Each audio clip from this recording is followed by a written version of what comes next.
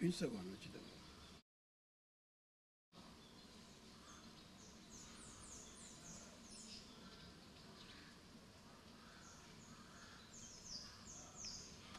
Allô, Dan? Oui?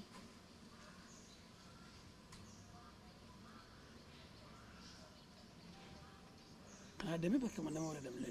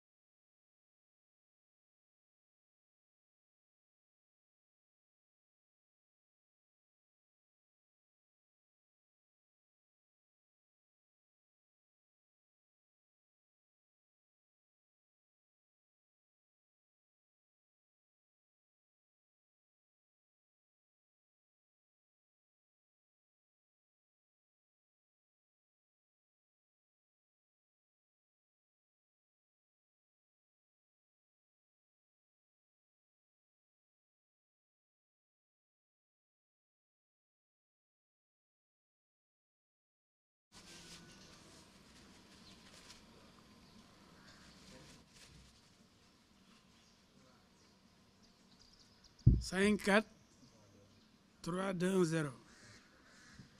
Je vous remercie d'avoir voulu répondre à cette invitation assez spéciale. Parce que c'est rare de voir Maître El Hadji Diouf convoquer la presse pour parler de sport.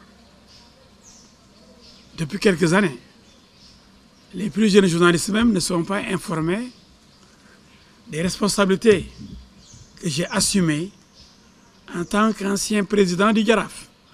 D'abord vice-président pendant 10 ans et ensuite président. Il y a eu quelques problèmes parce que certains éléments du Jaraaf que je dirigeais n'avaient pas estimé tolérer à la tête du Jaraaf un non lébou. Il fallait être lébou, Dakarois de souche pour diriger l'ASC Le Jaraaf. Et pendant 10 ans, j'ai été pourtant le premier vice-président chargé de l'intérim du président Wagan Diouf du Jaraaf. Et quand il s'est agi de diriger le grand club de la Médina, ce club mythique du Jaraaf, naturellement, je m'étais présenté et j'ai écrasé tous les candidats. Au Terroubi, il y avait 2 candidats, Cheikh Seck et El Hadji Diouf. Quand Cheikh Seck est venu, il m'a salué. Il a vu qu'il n'y avait personne dans la salle parce que, entre-temps, depuis des années, il avait créé Médina Football Club parce qu'il avait été en colère pour n'avoir pas, à l'époque, accepté Wagan Diouf comme président du Jaraaf. Cheikh Seck est allé créer Médina Football Club, affilié à la Fédération sénégalaise de football. Et ce même Cheikh Seck est venu pour se présenter à une AG du Jaraaf alors qu'il dirigeait Médina Football Club, qui venait d'envoyer Youssou Dial à l'AG de la Fédération un mois avant, au nom de son club, Médina Football Club. Le Jaraaf qui est son AG, le président de Médina Football Club vient se présenter. Déjà, sa candidature était irrecevable. Parce qu'on ne peut pas être président de la JA et du Jaraaf ou président de Gorée et de la Linguère. Comment on peut être président de Médina Football Club et en même temps du Jaraaf de Dakar? Malgré tout, j'ai laissé faire, sachant que j'avais une majorité absolue. Je venais de gagner la dernière Coupe du Sénégal contre le Casa Sport en 2013. Le jour du limogeage de Abdou Mbaye, c'était le jour de la finale de la Coupe du Sénégal que j'ai gagné en tant que président par intérim du Jaraaf. Un mois après, on devait élire le nouveau président du Jaraaf. Et comme j'avais mobilisé et j'avais gagné, toute la jeunesse du Jaraaf était derrière le président, les vice-présidents sortants, candidats au poste de président du Jaraaf, M. El Hadji Diouf. Tout le monde est venu voter massivement à l'unanimité, debout par acclamation, à la salle des princes de Terrou-Bi, payée par Cheikh Seck, s'il vous plaît. Quand j'ai demandé qui a payé la salle, Cheikh Seck a déjà payé la salle. Il n'était plus du Jaraaf. Mais il voulait la présidence du Jaraaf. Il a été gardien de but du Jaraaf, de l'équipe nationale. Il a duré au Jaraaf. Mais il a fait Guédon.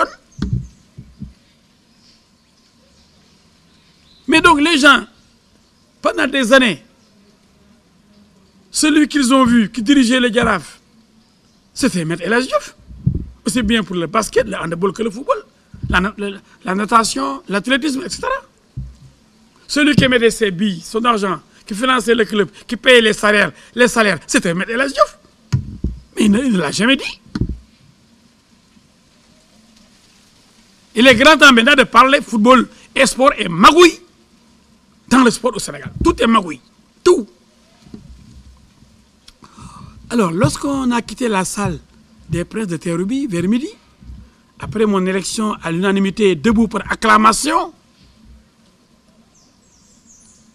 on a appris par la RFM à midi que Cheikh Seck était élu nouveau président du Jaraaf. Ça, El Hadji Diouf. Et il se débrouille pour élire le président de la Ligue des amateurs, vice-président d'office, président du Navétan, vice-président d'office, avant d'élire le président de la Fédération sénégalaise de football. Mais vous allez un peu rire. À l'élection de Augustin Senghor, le comble, c'était Augustin Senghor contre El Hadji Malick Gakou.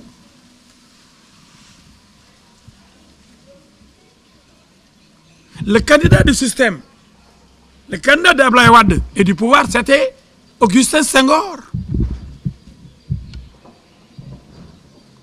Le candidat de El Hadji Malick Sy et des autres du mouvement associatif, c'était El Hadji Malick Gakou de Guédiawaye Football Club. Ce que je vous dis là, beaucoup de gens l'ignorent. À l'école, ici, de El Hadji Malick Sy des Almadies, les gens qui sont venus pour voter Malick Gakou se sont regroupés. Malick Gakou avait la majorité absolue pour passer, pour battre Augustin Senghor. Au CICES, où devait se passer l'élection, l'Assemblée générale.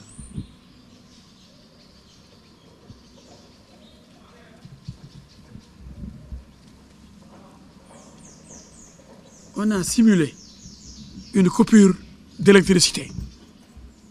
Le temps de marchander, de débaucher, de corrompre des délégués pour voter Augustin Senghor, pour que Malick Gakou ne passe pas.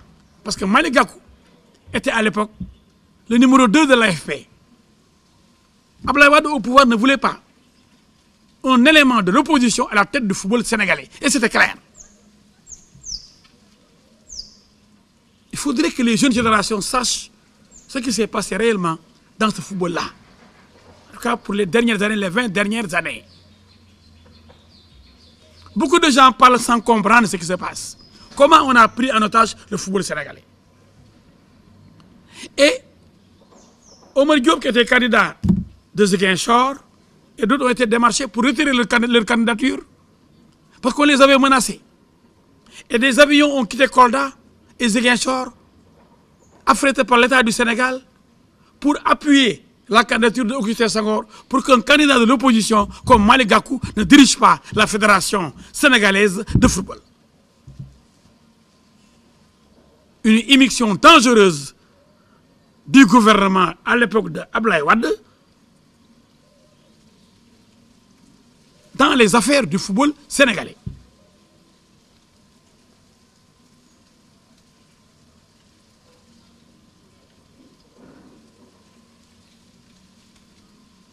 Et après cet incident appelé coupure d'électricité,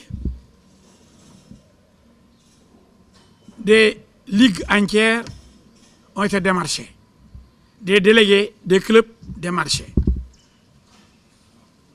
L'argent a circulé. Le gouvernement de Abdoulaye Wade voulait coûte que coûte empêcher l'accession d'un opposant à la tête du football sénégalais. C'était Malick Gakou de l'AFP. Et le maire de Gorée faisait l'affaire, Augustin Senghor. Malgré tout, il fallait organiser un second tour. Mais Malick Gakou s'est désisté. Et quand il s'est désisté, parce qu'il avait quand même des voix respectables, mais il a dit, il jette l'éponge. Et Augustin a été élu président de la Fédération sénégalaise de football.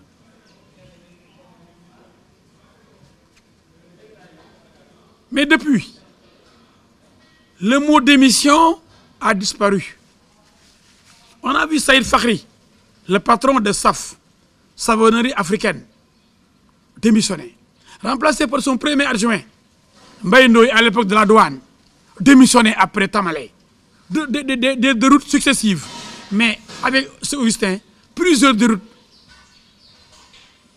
D'abord en Guinée équatoriale, Mongomé. D'autres déceptions. Élimination au premier tour. Aucune démission. Chaque fois qu'on est éliminé, on vient. Tout en début, on reste à la tête du football sénégalais. C'est un résultat.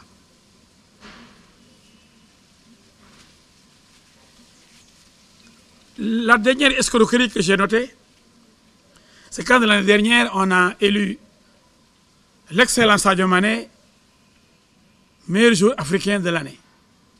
Ballon d'or africain. Je passe devant la fédération, sur la VDN, je vois Sadio Mané Ballon d'or, le football sénégalais au sommet. Je dis, c'est Sadio Mané au sommet, ce n'est pas le football sénégalais. C'est l'Algérie qui est au sommet, qui est championne d'Afrique. Nous, on n'a jamais été ici au Sénégal champion d'Afrique. Mais 2 fois de suite, on nous a battus, on nous a éliminés. En finale de Coupe d'Afrique, avec Augustin Senghor, et avec la meilleure équipe classée, numéro 1, par la FIFA. Quand on a la meilleure équipe africaine, ce n'est pas l'entraîneur, ce sont les joueurs. Parce que je crois que moi, elle a dit entraîneur de cette équipe nationale, j'aurais pris la Coupe du Monde. Vous avez l'un des meilleurs gardiens actuellement du monde, Edouard Mendy. Champion d'Europe, Champions League, avec Chelsea. Vous avez l'un des meilleurs centraux, arrière centraux du monde, le meilleur même. Les grands clubs se le disputent. Kalidou Koulibaly. Nous avons l'un des meilleurs milieux de terrain du monde. Acheté par le PSG, le Paris Saint-Germain, qui était à Everton. Gana Gueye. Nous avons le meilleur, sinon l'un des meilleurs attaquants du monde. Sadio Mané. Si vous voulez le gardien, vous voulez l'axe gardien, arrêt central, milieu de terrain, avant-centre, nous avons les meilleurs au monde. Aucune équipe, même le Brésil. D'ailleurs, le Brésil ne pouvait pas nous battre. On a fait match nul avant la Coupe du Monde. Et même avec la Croatie, qui était à la finaliste de la Coupe du Monde. Donc on a des joueurs talentueux. Cette génération-là, le Sénégal ne l'a jamais eu. On aurait dû actuellement avoir 3 Coupes d'Afrique et une Coupe du Monde. Et quand Sadio Mané est Ballon d'Or, on dit oui, le Sénégal est au sommet. C'est des gens qui ne sont pas ambitieux. Mais regardez le club de du président de la Fédération sénégalaise de football. C'est un club habitué à la deuxième division. Il monte ce club-là, il descend, il redescend, il remonte. Un club nul. Parce que le président aussi, c'est à l'image du président. Celui qui dirige le football sénégalais est incapable de donner des résultats à son propre club. Quelqu'un qui ne peut pas développer son club, qui ne peut pas innover au niveau de son club, qui ne gagne rien au niveau de son club, qui ne gagne aucun championnat, aucune coupe du Sénégal, rien, qui ne va pas en Afrique. Comment peut-il diriger le football sénégalais par rapport à quelqu'un dont le club récemment installé sur le terrain de Birandao a été plusieurs fois champion du Sénégal, joue les premiers rôles en Afrique et au Sénégal. On dit qu'il n'a pas d'expérience. Un jeune qui vient d'arriver, qui innove, qui nous amène Sadio Mané, qui nous crée Sadio Mané de toutes pièces, Ismaïla Sarr, qui nous donne des joueurs de dimension mondiale, qui crée une école de football, qui interne, les joueurs sont internés, éduqués avec une école, avec des terrains, un stade, un hôpital. Celui-là, il a des ambitions. Comment on peut le comparer à quelqu'un, un dinosaure, un vieillard du football, qui n'a rien apporté au football, dont le club est moribond, donc le club joue pour ne pas descendre.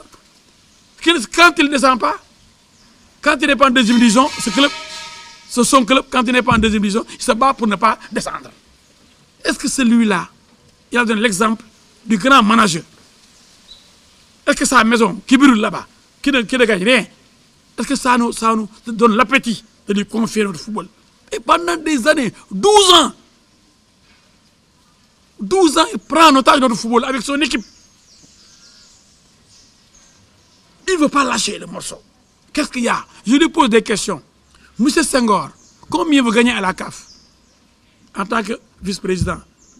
Combien vous gagnez si vous avez un deuxième mandat? Est-ce que vous avez droit à une retraite? J'ai des informations et je vais être édifié.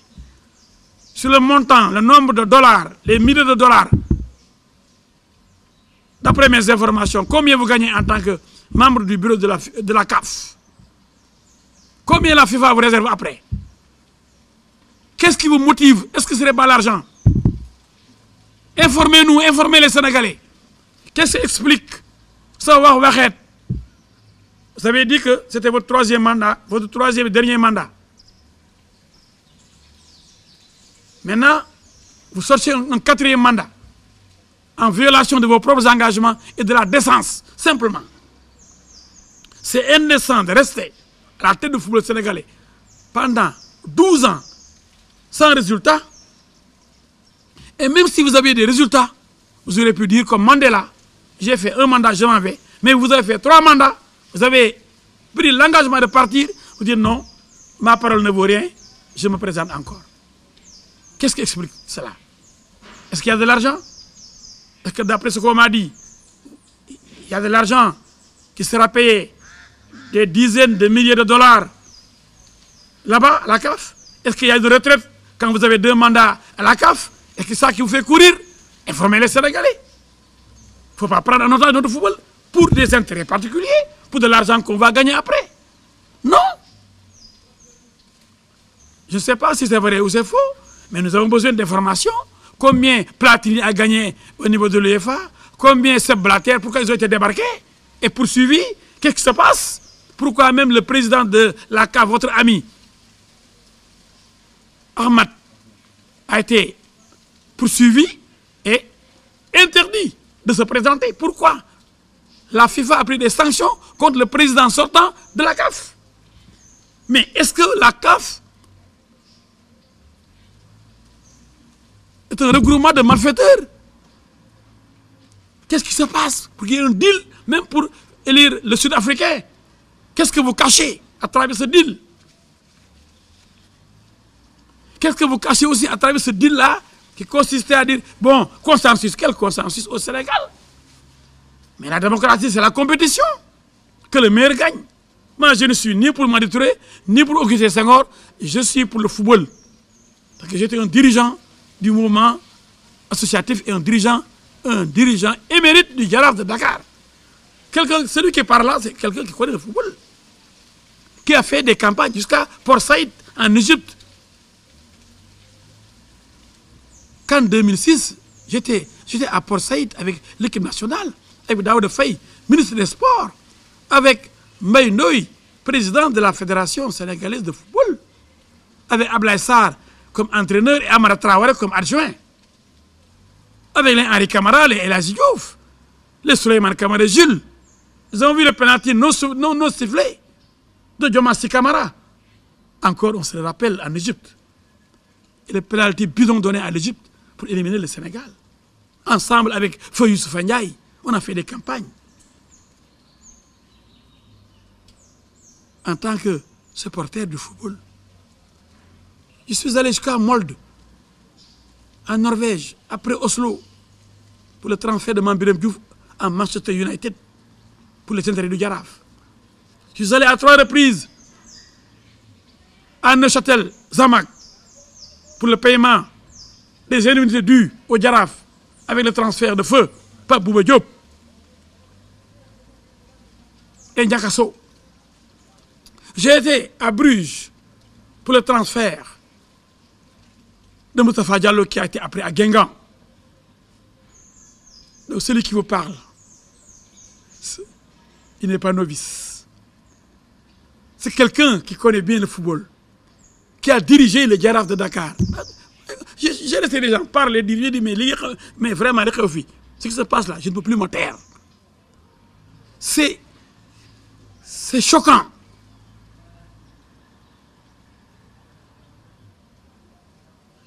Et quand je vois un ministre comme Ablaye Sow, mon jeune frère du Saloum, qui m'aime bien et que j'aime bien, se présenter, c'est indigne pour diriger la Ligue des amateurs, la Ligue amateur, des clubs amateurs. Ablaye, toi aussi, ministre de la République, Conseil des ministres, vous rabaissez à ce niveau-là. Même pas la Ligue professionnelle, la Ligue amateur. Votre club de Kaffrine, depuis que vous êtes à la tête de ce club, n'a jamais pu jouer les grands rôles. On ne voit même pas en deuxième division. On ne voit même pas en première division. Quelles sont vos ambitions? Qu'est-ce que vous avez pu réussir pour Kaffrine au niveau du football? Pour vouloir rester coûte que coûte à la tête du football amateur. Quels sont vos résultats? Étant un ministre quand même, vous avez d'autres chats à fouetter. Vous avez d'autres dossiers, d'autres préoccupations. Je vous demande de laisser la place à d'autres qui ont plus de temps. Un ministre, il a son gouvernement, il a son ministère, il a ses obligations. Surtout que vous vous occupez d'un domaine très sensible. Le logement, l'habitat, l'urbanisme. Et les gens ont besoin de ça. Il y a trop de locataires dans ces pays. On parle de programmes de milliers de logements. Occupez-vous de ça. Vous revenez comme ça, vous dites de je ne sais quel pays, de Dubaï, pour des investissements. Mais occupez-vous de ça. Essayez d'avoir des résultats. Pour le président Macky Sall, ce n'est pas le football amateur qui va faire plaisir à Macky Sall. Et qu'est-ce que le football amateur?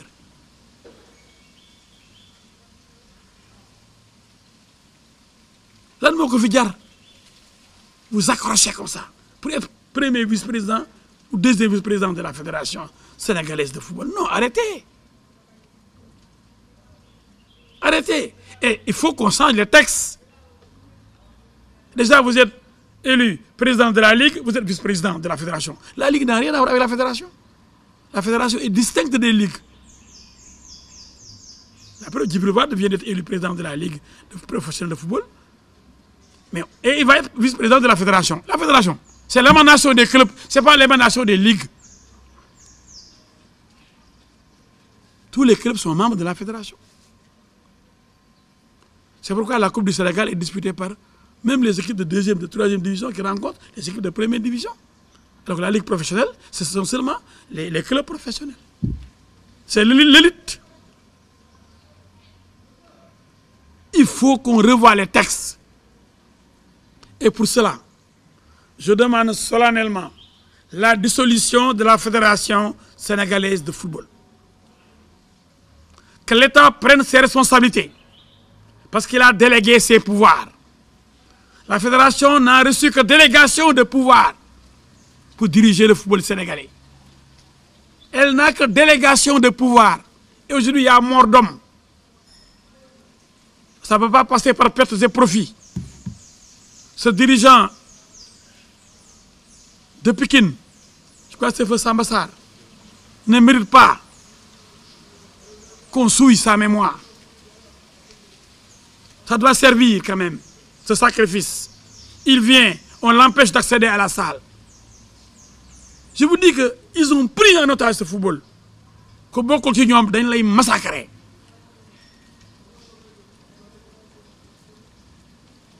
Quelqu'un disait une mafia, je n'ose pas parler de mafia.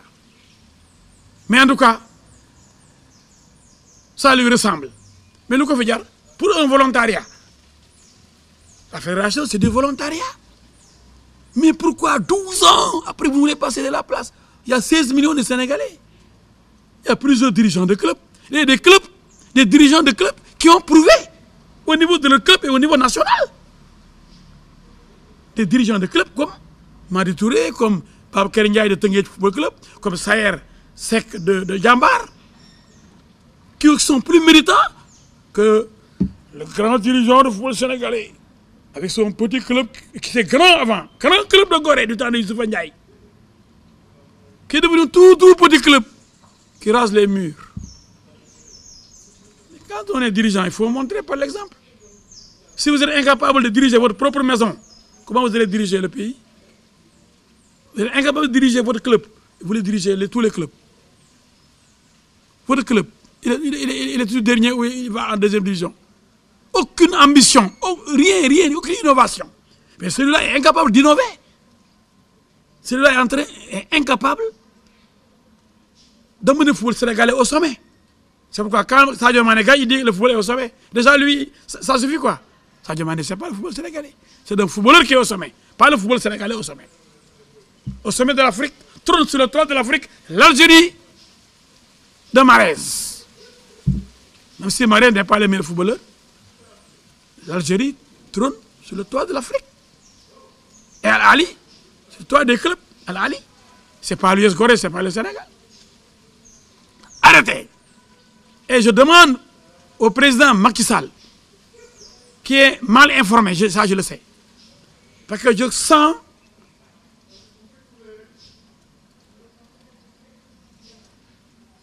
que le président ne reçoit pas les bonnes informations. C'est comme s'il y avait un deal, et les gens en parlent, entre le ministère des Sports et les fédérations. Qu'est-ce qui se passe? Il faut un audit.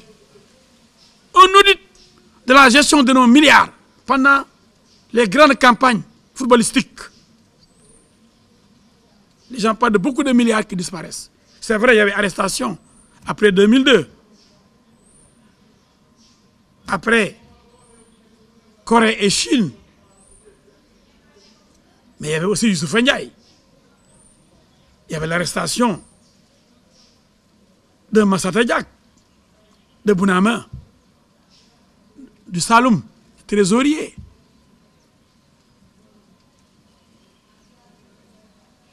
Et de l'autre, de Louga. Ils ont été après libérés.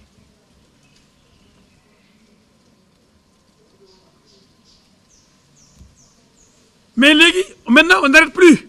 On ne contrôle plus. Il n'y a plus d'audit. Les milliards passent. Des campagnes avec des milliards. On met des milliards dans des valises. Et on voyage avec les avions. Dans les avions avec des milliards. Mais il faut un audit de ces milliards. De la gestion de la fédération de football. Je demande donc la dissolution de la Fédération sénégalaise de football pour permettre l'adoption de nouveaux textes qui empêchent cette prise d'otage, ce fichier électoral piégé, ces clubs qu'on crée de toutes pièces qui viennent voter, qu'on ne connaît même pas, la prolifération des clubs qui viennent voter, dans des ligues, des clubs qu'on crée de toutes pièces, rien que pour venir voter. Mais ça, c'est extrêmement grave, pour fausser le jeu. Il y a des clubs qui doivent voter parce qu'ils sont là, présents. On les connaît. Mais on va à Kaffrine, à Bignona, à Kolda, on crée des clubs. On leur donne des moyens, ils viennent pour voter seulement. Mais arrêtez! Président Macky Sall, vous aimez bien le football. Vous avez même été en Russie à la dernière Coupe du Monde. Vous avez été déçu. Parce qu'on aurait pu gagner cette Coupe du Monde. on avait la meilleure équipe au monde. Les meilleurs joueurs, excellents, qui n'ont pas tremblé et qui ont dominé l'excellent Brésilien Neymar devant le Sénégal. Sadio Mané l'a vraiment humilié. Lewandowski, Pologne contre le Sénégal. Mais Kalidou Koulibaly l'a muselé. Le meilleur attaquant actuellement du monde. Le meilleur attaquant, le meilleur buteur mondial. Lewandowski de Bayern de Munich contre le Sénégal. Mais on l'a muselé. Nous avons les meilleurs. Et nous ne pouvons rien gagner. Même dès qu'on se qualifie pour la Coupe du Monde ou pour la Coupe d'Afrique, on dit on est déjà qualifié. On manque d'ambition. On a les meilleurs. Sur le plan mondial, je ne parle pas en Afrique. Je ne parle pas pour le continent africain. Sur le plan mondial, nous avons les meilleurs. Les meilleurs. Ismaïla Sarr.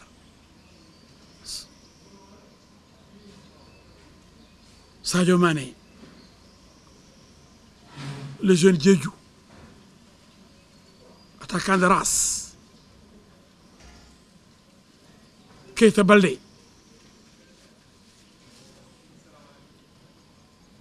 Mais c'est extraordinaire, on ne gagne rien. Donc je demande la dissolution de la Fédération sénégalaise de football. Il y a déjà mort d'homme. Le fichier électoral est piégé. Il n'y a pas possibilité d'alternance. Le ministre Abdoulaye Seydou Sow refuse de quitter la Ligue amateur. Tout est piégé. Des gens, mais, contre toute décence, restent comme si le football leur appartenait. Non, président Macky Sall, vous êtes interpellé. J'ai vu mon ami, mon ex-collègue parlementaire, Cheikh Omar Sy, faire une pétition. Mais ces gens-là, ça ne les intéresse pas. Ce n'est pas une question de dignité, c'est une question d'intérêt. La question de dignité aurait pu amener les gens à démissionner. Ce que vous avez fait 12 ans, 3 mandats. Il n'y a pas d'autres Sénégalais capables, surtout qui ont fait le preuve de diriger la fédération. Non, quand même. Mais le football n'appartient pas à Augustin Senghor, quand même. Et à sa bande. Mais j'ai déjà gagné, mais bien sûr. Parce que compte tenu du système électoral, on sera pour gagner toutes les ligues et les ligues amènent directement à la fédération. C'est un hold-up organisé. C'est honteux, ça. Président, dissolution immédiate de la Fédération sénégalaise de football. On l'avait fait. Il y avait un comité de normalisation exigé par la FIFA. Compte tenu de ce qui s'est passé, la FIFA a suivi. La FIFA va accepter. Même si on doit nous sanctionner, on doit revoir notre football, le repenser de fond en comble. Il nous le faut. Même si on doit tout reprendre, mais que définitivement qu'il y ait des textes permettant l'alternance et le contrôle des dirigeants de la Fédération sénégalaise de football et le contrôle des fonds à eux alloués. Je n'ai fini avec le football. Et si le président m'entend aujourd'hui, il a le temps, je ne sais pas l'ordre que je lui donne, c'est une suggestion, c'est une proposition, parce que je sais que le président aime bien son peuple. Et tout le monde sait que le peuple sénégalais est contre un 4e mandat à la tête de la Fédération sénégalaise de football. Parce que 4 mandats, ça fait désordre. Aussi bien en politique qu'en sport, 4 mandats, c'est trop. Trop, c'est trop. Il faut avoir la décence de partir à temps. Président, arrêtez l'équipe d'Augustin Senghor. Permettez aux Sénégalais d'aller vers des élections démocratiques pour gérer leur football. Le football, c'est le sport roi. Ce n'est pas comme l'escrime, parce que Abdoulaye Seydou Sow dit que oui, Maniang a été ministre et président de la fédération. Mais qui connaît l'escrime, président de la fédération escrime au Sénégal? Escrime. Interrogez les Sénégalais. 0,0001%, vous parlerez d'escrime au Sénégal. Et ça ne dérange personne. Vous dites que Moustapha Diop est président de du club Niambour. Oui. Et Maguette Diouf. Mais c'est des présidents de club, ça c'est juste l'honneur, président de club. Mais il y a des gens qui travaillent là-bas dans le club Niambour. Mais ils ont un président, un bailleur qui les aide. Mais une ligue, les amateurs de tous les clubs amateurs du Sénégal, vous voulez gérer ça, les compétitions, les matchs, les primes, les arbitres à payer. Vous allez vous occuper de ça. Quand est-ce que vous aurez le temps de vous occuper de votre ministère? Ça fait désordre, monsieur le président de la République. Gérer un club de football, être le président, mais il y a les vice-présidents, il y a le trésorier, mais le président de la Ligue qui doit organiser les matchs, gérer les matchs, payer les arbitres, trouver les terrains. Qu'est-ce que ça vous coûte de quitter? Qu'est-ce que ça vous coûte, mon cher Ablaye?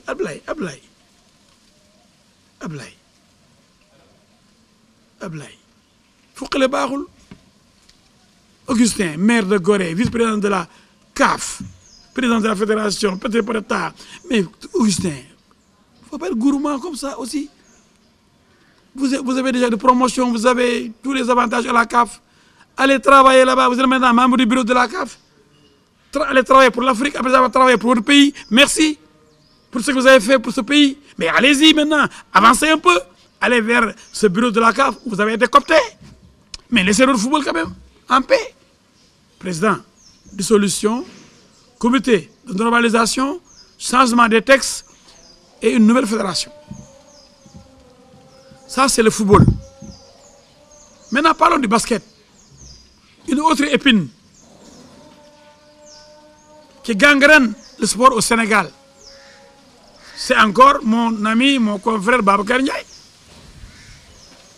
qui est à la tête de cette fédération de basket. J'aime bien les avocats, ce sont mes confrères. Mais qui aiment bien, châtie bien. Moi, je ne connais pas Madi Touré. Augustin Senghor, on a prêté serment le même jour. Augustin Senghor, nous avons prêté serment le même jour. Le 9 mars 1990. Il y a plus de 31 ans. C'est mon grand ami. Mais tout le monde sait que Macky Sall, c'est mon ami. Mais je dis la vérité. Et la Diop, il dit la vérité à tout le monde. C'est tout le nez, c'est tout le nez. Il faut que ça soit clair. Je ne suis pas contre Babacar Ndiaye, je ne suis pas contre Augustin Senghor. Mais je suis un Sénégalais qui n'est pas un Burkinabé. Je ne suis pas israélien. Dans mon pays, moi je dis ce que je pense. Sinon, je dois quand même demander un visa pour quitter le pays et aller m'installer ailleurs si je ne suis pas sénégalais. J'ai mon mot à dire surtout en tant qu'ancien dirigeant du Jaraaf, donc du sport au Sénégal. C'est une voix autorisée qui vous parle. Le basket, je l'ai géré aussi au Jaraaf. On avait une belle équipe, avec un bon entraîneur, très dur, mais qui formait les filles. D'ailleurs, dans l'équipe nationale sénégalaise de basket, l'équipe des filles, il n'y avait que deux locales. À l'époque, c'était Django et Farbindou Thiam. Et les autres venaient de l'extérieur. Les autres filles étaient convoquées en équipe nationale.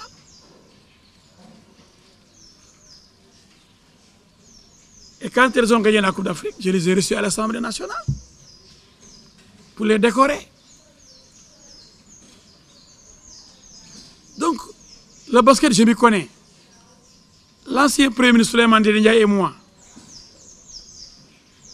nous avions séjourné à Ziguinchor, en pleine rébellion, à l'école qui est située à la frontière de Ziguinchor. Je crois que c'est l'école des agriculteurs ou de l'agriculture de Ziguinchor, pour avoir accompagné l'équipe du DUC, Dakar University Club, des étudiants. Et j'étais le dirigeant du mouvement étudiant de Dakar. C'est moi qui ai créé le comité des supporters du DUC. À l'époque, Babacar Ndiaye était peut-être à l'école primaire. C'est le président Kassé, le doyen Kassé, Moustapha Kassé, professeur agrégé et doyen de la faculté des sciences économiques, qui était le président du DUC. Le professeur Kassé, Moustapha Kassé, c'est le père de l'actuel DG, je crois, de la SICAP, de Tambacounda. À l'époque, les Aminata Kane les Mborika Fall du Duc, nos éduqués qui ont là en train de supporter, de pousser jusqu'à la victoire, jusqu'à Ziguinchor. Et alors qu'on est balles crépitées. Au stade, on nous a menacés. On a crié Duc, Duc, Duc, Duc. Devant un Casa Sport où il y avait des gens qui nous menaçaient. C'est dire donc, ce sport-là, du Sénégal, nous l'avons vécu. Nous le connaissons.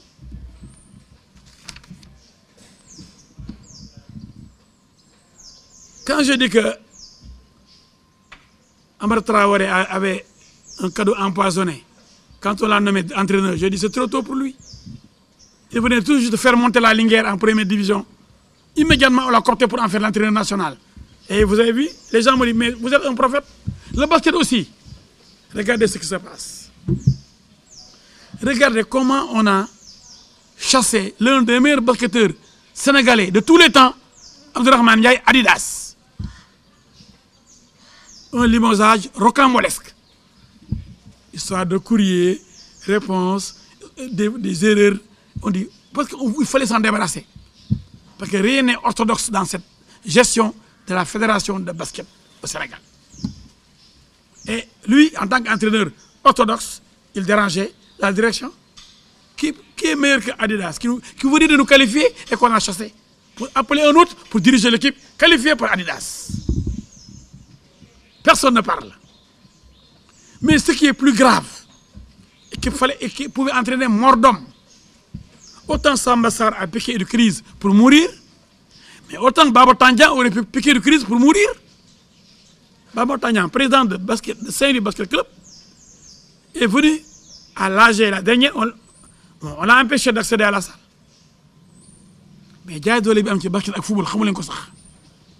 Mais Baba Tandian était un excellent basketteur, un dirigeant qui a mis ses billes, ses millions, des centaines de millions, mais dans le basket sénégalais. Mais qu'est-ce que Babacar Ndiaye a donné au basket? Il n'a jamais été joueur de basket. Il n'a jamais été dirigeant de basket. Il est dirigeant du Duc. Il ne connaît même pas la balle au panier. Il se débrouille pour être président du Duc, ensuite président de la Fédération sénégalaise de basket. Babacar Ndiaye a été victime d'un complot. Parce qu'à une compétition internationale, on a présenté des filles dont l'âge n'était pas le vrai. Mais est-ce que c'est le président de la fédération, Augustin Senghor, qui s'occupe des licences des joueurs du Giraffe, de la Jeanne d'Arc et de la Linguère? C'est faux. Ce sont les présidents de clubs qui ont pris des filles avec de faux extraits de naissance pour les enrôler et qui ont été supervisés par l'entraîneur national qui les a convoqués. Et on en a profité pour se débarrasser de Tandian. Pour dire, oui, les gosses ont présenté, le Sénégal a été sanctionné, il devait payer combien de millions de dollars. Et on dit, c'est le président de la fédération, Baba Tandian. Baba Tandian, en tant que président, comment peut-il s'occuper des licences des joueurs ou des joueuses dans le club? C'est pas le rôle du président de la fédération. Mais qui veut tuer son chien, l'accuse de rage. C'est comme ça que par un complot, on s'est débarrassé de Baba Tandian. Et il y a eu un comité provisoire dirigé par Serigne Mboup de la Sarre. Serigne Mboup, maire de Pire. Et après, on a élu Babacar Ndiaye, après la transition. Le complot a donné naissance à ce comité provisoire qui a précédé une élection en écartant Baba Tandian. Baba est revenu après, par la Linguère, par le Saint-Louis Basket Club. Dernièrement, ça fait quelques mois, même pas 2 mois, je crois. Mais il a été empêché d'accéder à la salle. Il aurait pu piquer une crise cardiaque et mourir comme Samba Sarr.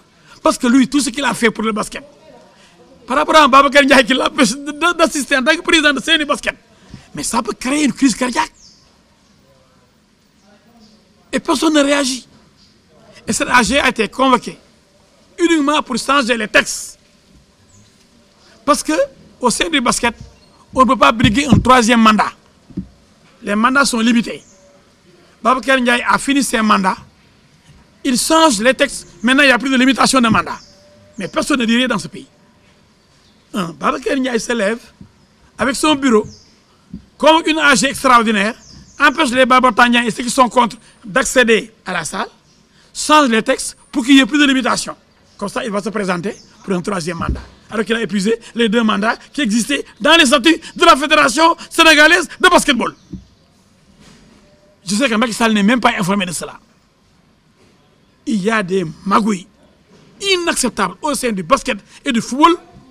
Et le président doit le savoir. Et je pense que le ministre des Sports, mon ami, mon très cher ami, Matarba, est soit complice, soit trop léger pour laisser les choses là se passer comme ça se passe.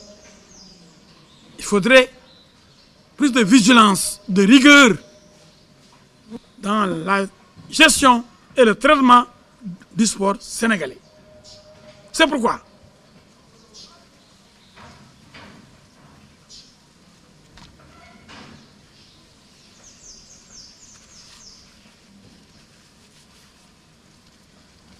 pourquoi par rapport à ce putsch orchestré par Babacar Ndiaye et son équipe, consistant à modifier les textes à la veille de la fin du mandat de Babacar Ndiaye, ce putsch qui permet à Babacar Ndiaye de se présenter pour un troisième mandat, alors que les textes étaient clairs, on ne peut renouveler qu'une seule fois. Maintenant, il dit qu'on peut renouveler à l'infini. C'est de la magouille, de l'impérialisme au sein du basket. Parce que ceux-là qui sont là, qui gèrent le basket, s'organisent pour ne jamais quitter. Changent les textes pour dire plus de limitation de mandat. Mais ça, le président Macky Sall ne le sait même pas. C'est pourquoi, président, encore une fois, je lance un appel solennel à votre excellence, à votre autorité, devant réguler les institutions de la République. Et le sport, même s'il n'est pas considéré comme une institution, est réellement une institution, le sport. Il est dans le cœur des hommes. Il accompagne les populations dans leur vécu quotidien. Non, monsieur le président, vous ne pouvez pas rester sourd à l'appel des sportifs. Aussi bien pour le basket que le football, il y a désordre total. Vous devez y remédier. Et je vous connais, vous êtes un grand sportif. Et vous aimez votre peuple. Président, prenez les mesures énergiques, révolutionnaires, pour dégager ces deux équipes qui gangrènent le sport au Sénégal. Regardez, le président Babacar Ndiaye. Depuis qu'il est là, pas de résultat au niveau du basket. On est souvent malmené, maltraité et même battu ici chez nous. On organise la Coupe d'Afrique chez nous et on nous bat, on nous élimine. Et il ne démissionne pas.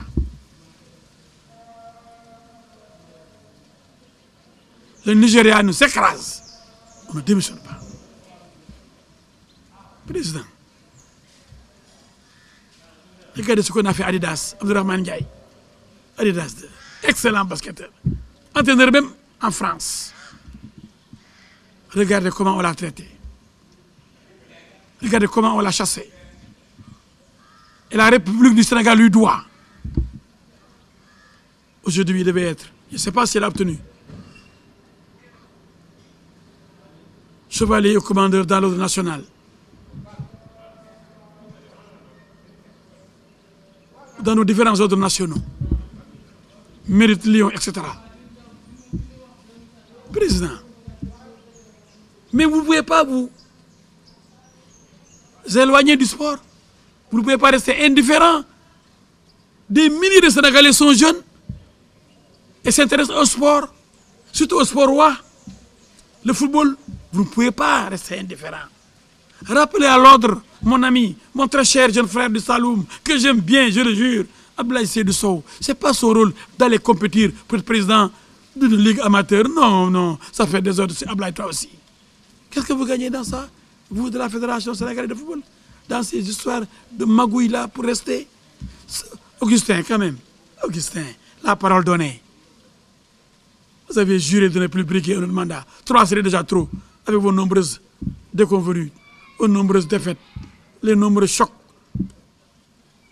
provoqués par l'équipe nationale au sein des sportifs sénégalais. Partez alors qu'il est temps, avant qu'il ne soit trop tard. Trop c'est trop. Affaire de Kenduko.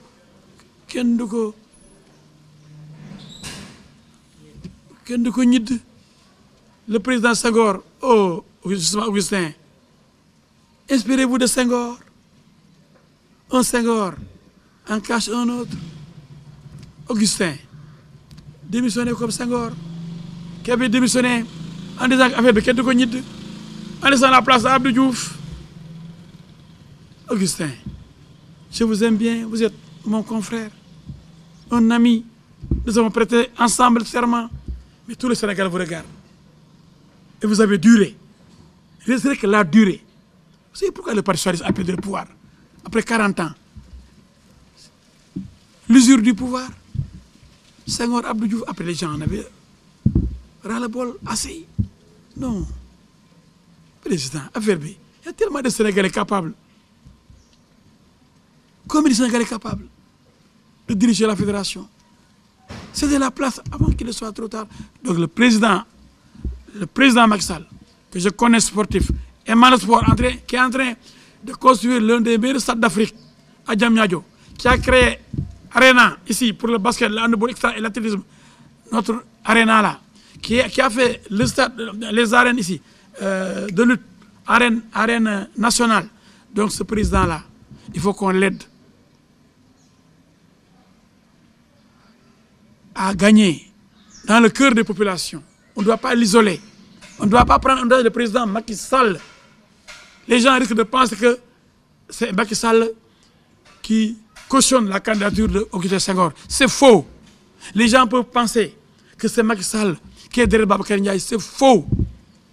Il faut que le président davantage s'intéresse au sport en général et plus particulièrement au basket et au football où il y a un désordre indescriptible. Président, mettez de l'ordre.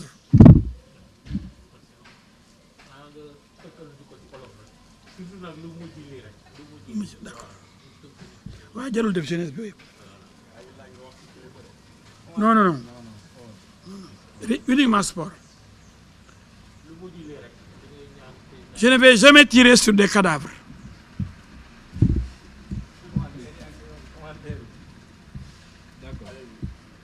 Salam alaikum wa Sénégal. Tey ki waxe yéen mooy ancien président Jaraaf de Dakar. Que maillot bi maillot équipe nationale la woon mën na léegi au moins ñaari campagne au moins ça fait 6 ans je crois. C'est un maillot authentique de l'équipe nationale que j'ai acheté à 80 € à Paris. On vend les maillots de toutes les équipes nationales. Avenue Saint-Martin, près de la place de la République.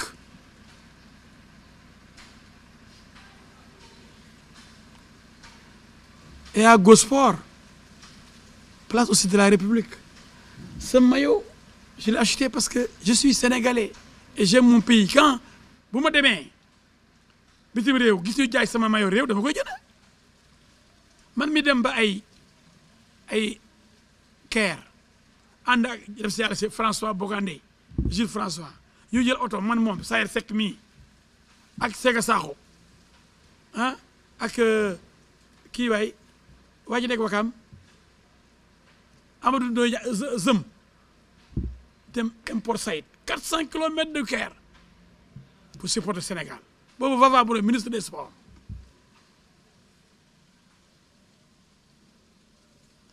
Mbaye Ndoye nekk président fédération Ablaye Sarr nekk entraîneur Amara Taro nekk adjoint ñu ànd ak ñoom El Hadji Diouf Henri Camara Souleymane Camara ñoom Diomansy Camara xale yooyu yëpp nekk fa ñoom l'excellent gaucher Kalidou Fadiga ñoom Moussa Ndiaye ñoom Salif Diao. Ça c'est la grande équipe qui était à la Coupe du Monde en 2002 mooy équipe bu mag boobu kon man en tant que dirigeant Jaraaf lu mat fukki at ma nekk vice-président chargé de l'intérim président waa nga xam ne mag la kilifa la man maa yoroon Jaraaf coupe d'Afrique coupe du Sénégal mujj en 2013 bi Jaraaf mujjee gagné maa ko gagné contre Casa Sport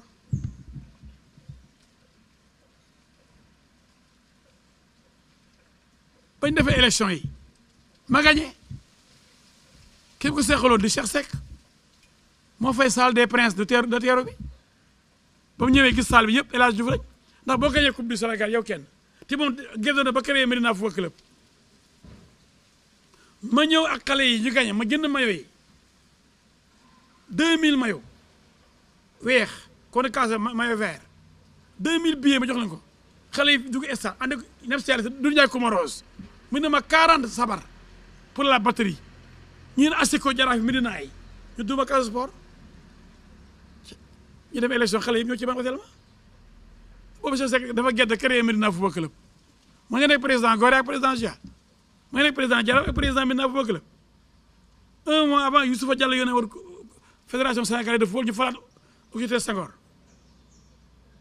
Médina Football Club 1 mois après Jaraaf def AG mu ñëw ne candidat yow ma ne damay nekkee génération foot de candidat jàmbaar est-ce que Badi Touré ñoom dem jàmbaar def AG mu ne CRC candidat la kon de yow xam nga yëf dof gars yi fal ma à l'unanimité ñu bëri xam loolu ba léegi ndax midi rek RFM nee na président Jaraaf bees bi booy Cheikh Seck ñu fay journaliste yu bëri nag corrompre leen ñu xëy bindu journaux yi nouveau président Jaraaf Cheikh Seck ba de waaw duñu laaj El Hadj Diouf xanaa moom dafa génnoon Sénégal jour boobu wala El Hadj Diouf ñëpp xamoon ne candidat la jour boobu dafa daw xanaa waaye comme maa gagné te moo ñëw nuyu ma nuyu ñëpp Cheikh xool saal bi Cissé di ko ni président des supporters bi amul ñaari supporters di ko nii mu fekk ko ci biti ñu génn dem fekk paa yi foofu ñu nekk à peu près 15 personnes ñu taxaw ci booru restaurant gastronomique bi nekk teeru bi ñu ne Cheikh Seck mooy président Jaraaf ma ne ñaata voix la ma gagné ñu toog ci salle bi waroon def AG bi ay centaines 500 personnes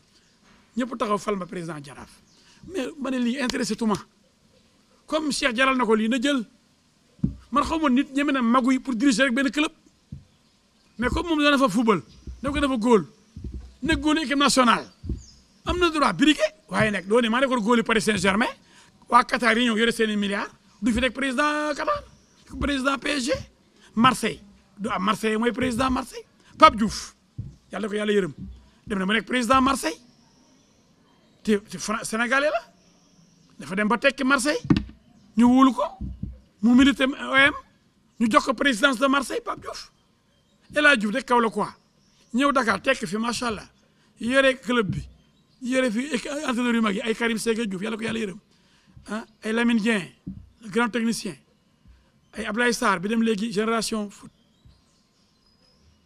El Hadj Diouf di fay ay entraîneur comme ñooñu di fay ay joueur di fay ay location joueur seen kër yi dëkk bu seen yaay feebaree mu fay ku ci war a dem Tambacounda comme ordinateur moom ngay gis ku war a dem Ziguinchor joueur yi El Hadj ngay gis ku war a dem Saint-Louis comme Khadim Ndiaye El Hadj mooy fay nga dem Tabaski sa kër yaay Ndar avant ngay dem Kaloum la xaw ma Conakry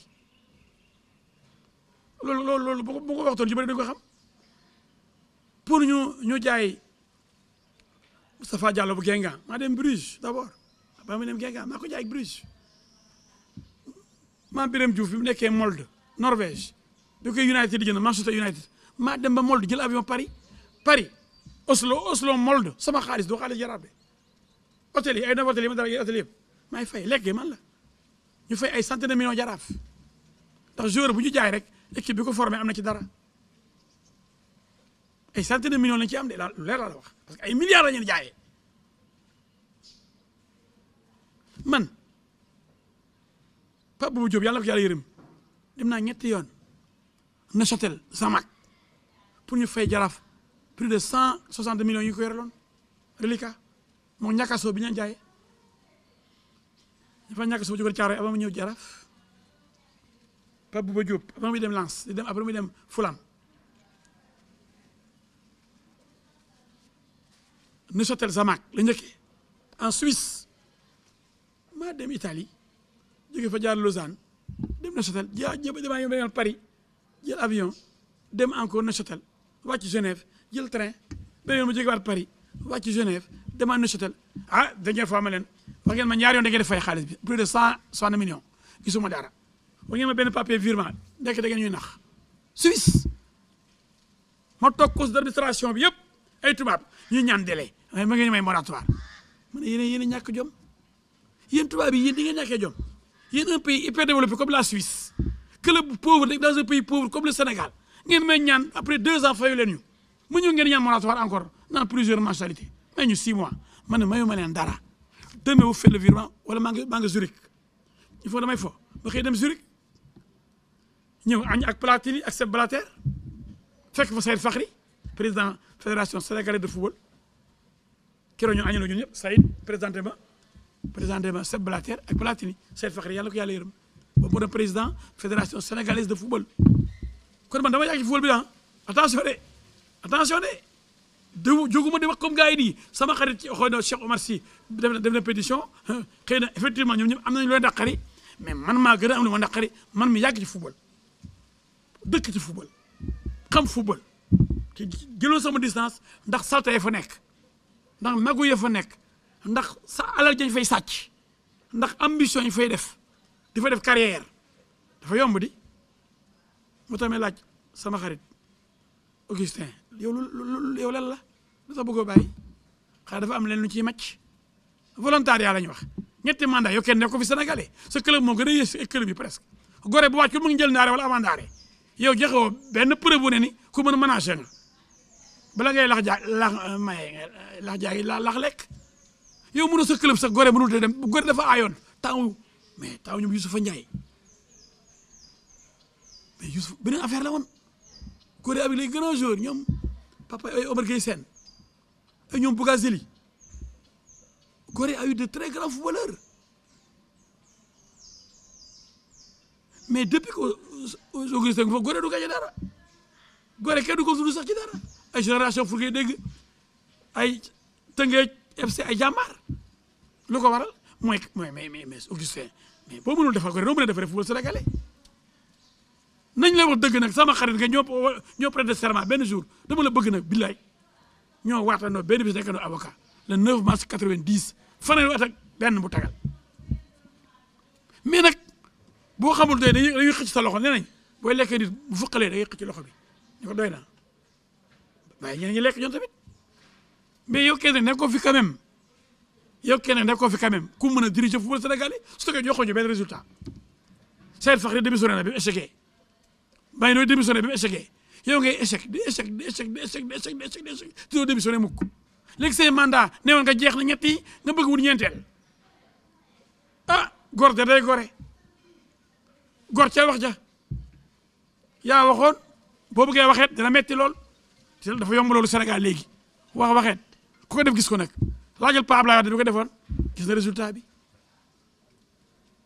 Sénégalais bëgguñ nit ku sàmmul kàddoom day ñàkk nit fayda te ji waaye ñetti mandat léegi yow vice président fédération vice président CAF Afrique am nga beneen niveau doo dem foofu toog ci bureau yooyu am nga léegi lu ñu la war a jox fay ngay liggéey ci bureau ba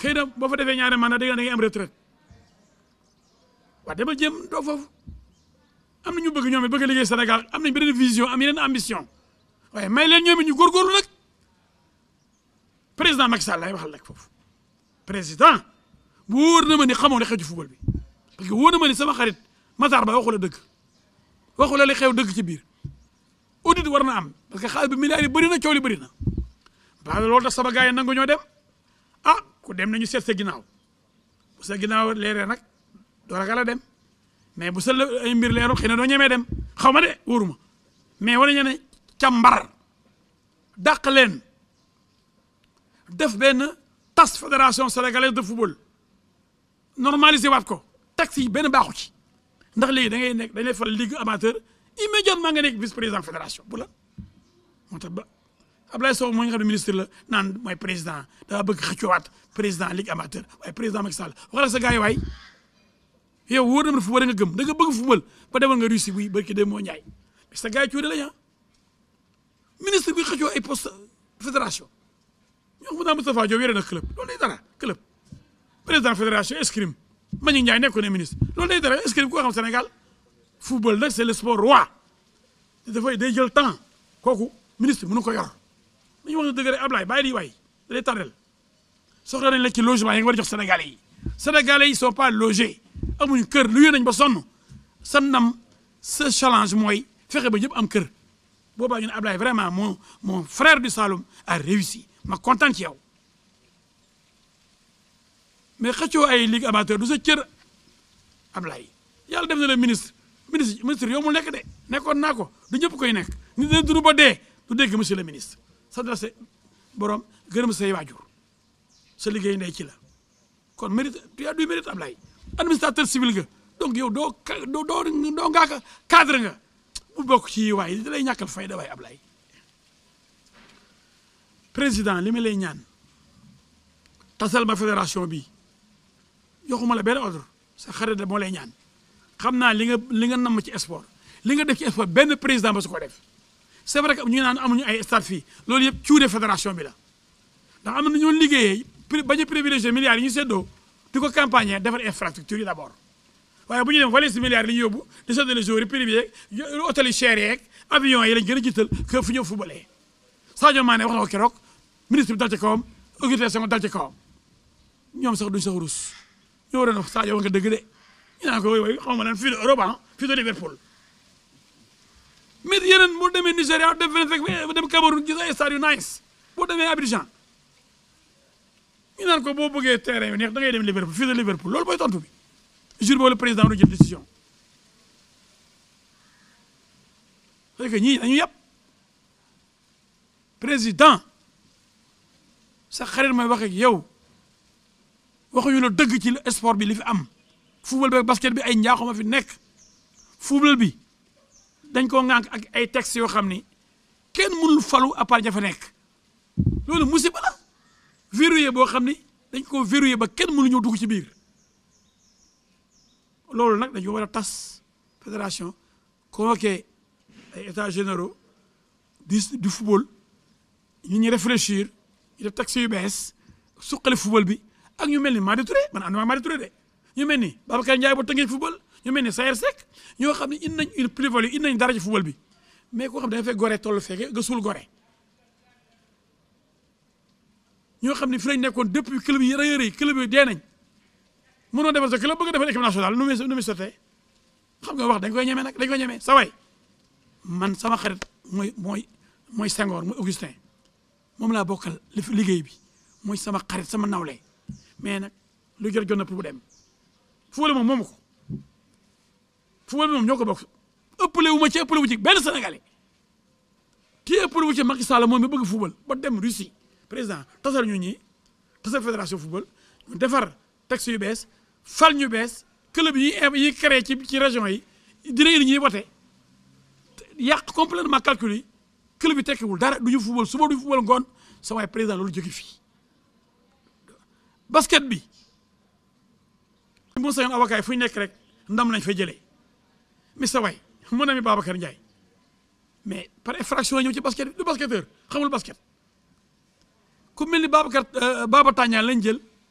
jaxase ko gouvernement bi fi nekkoon tas basket bi li muy demandé foofu bi tas basket bi niveau dañoo disqualifié Sénégal ndax xale yu jigéen yi fi nekkoon di basket seen âge dafa am fraude ji leen jox ëppale nañ ko mais kayit guddi yi joxe seen club bi est-ce que président Babacar Tandian mooy dañu club bu ne wutal xale fa nekk extrait de naissance xale yi kay bu ñu ñëw ñu indaale seen extrait de naissance jox ko seen entraîneur yi ak seen président club yooyu ñooñu après président kii bi entraîneur national bu leen gisee ñuy basket mu oo leen jël leen ba ñu copte yóbbu leen ñu xool ñu ne ñi lii du seen âge ñu ne suspendre nañ Sénégal na fay naa mu million ñu ne Baba Tandian mooy président fédération basket loolu président basket lu mu ci xam nga tooy nañ ko tas fédération bi jël Serigne Mboup jox ko normalisation bi comité provisoire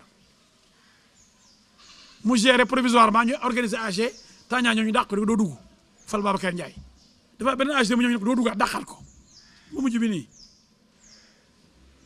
mandat Babacar Ndiaye jeex na texte yi nii benn président basket amul droit weesu 2 mandats loolu dafa leer ci basket pour que moo Ndiaye Babacar Ndiaye ko waxee benn AG extraordinaire day changé texte yi léegi diri nañ mandat yi léegi mën na présenté junni yoon fii ba àddina bi tukki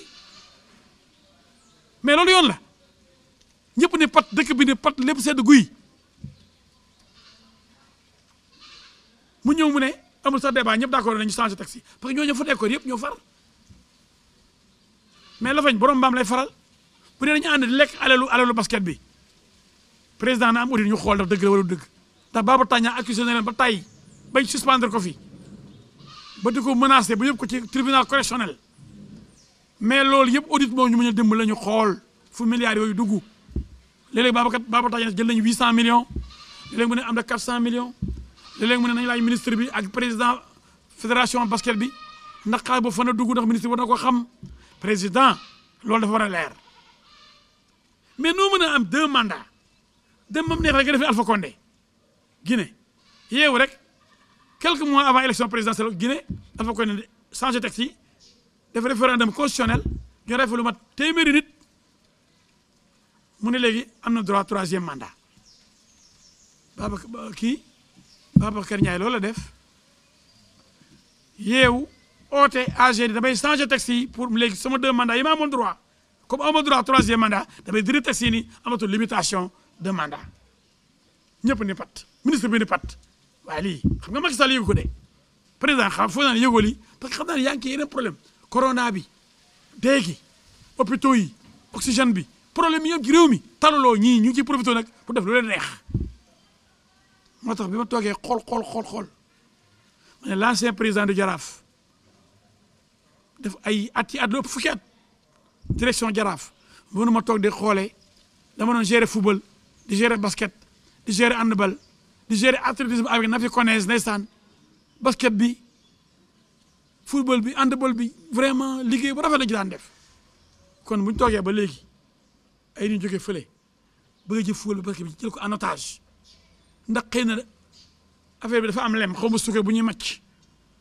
donc ku def ñaari mandat ñu ne amoo droit 3e mandat nga OAG Baba Tandian ñëw bëgg a dugg ñu ne Baba du dugg dañuy def Samba Sarr ba mu dee Baba Tandian li mu def ci football li mu def ci basket après jël ay milliards def ko ci basket imprimerie bi lu mu liggéey def ko ci basket jóge France ak xaalis bu dul jeex joué nekk professionnel ñëw jeexam def ko ci basket koo xam ni yow xamoo ci basket dara nga nekk président par infraction ñëw ni yow doo fa jógee bu da ngay changé texte yi président loolu moom xam naa yëgoo ko sax Babacar Ndiaye changé na texte fédération bi ba léegi am na droit beneen mandat ndax ay nitam ñoo ko wër def seen AG Tandian ñoo ñu dàq ko mënoon na crise cardiaque ci buddu bi ni Samba Sarr dee Pikine di football bokk ci football bi ci te district Pikine woon nekk cosaan dirigé club cosaan bu Pikine ñëw taxaw ñu ne dañu oo les acteurs de football mu ñëw taxaw ñu ne ko doo dugg ak li mu sonn ci football ak li mu ci doon te amoon na convocation